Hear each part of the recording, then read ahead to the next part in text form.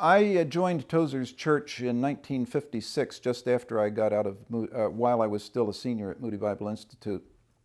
And I was there until he left the church in 1960 to become the pastor of the Avenue Road Church of the Alliance in Toronto. But one Sunday evening, he was preaching, and I was there, and I heard him say from the pulpit that one of the greatest spiritual disasters to hit the Christian church in the 20th century was the publication of the Scofield Reference Bible.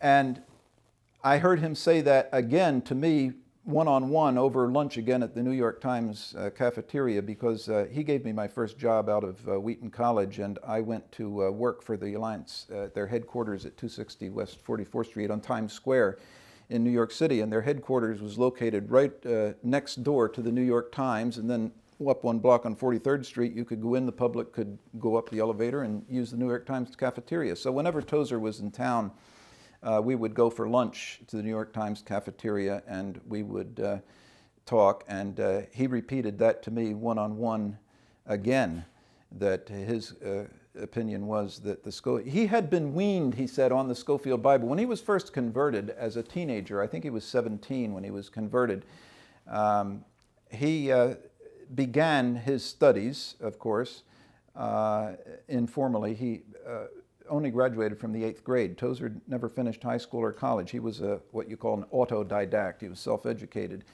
And he began his studies of the Scofield Reference Bible. So he said, I was born and weaned on the Scofield Reference Bible, but it wasn't long before he did some more studies and came to reject it, and eventually understood the damage that it was doing. And I remember him saying also from the pulpit such criticisms of the dispensational system, where he says the hungry sheep is looking for a nice clump of green grass that it finds in Scripture here, but he hears the dispensational shepherd say, no, that's not for you, that's for Israel.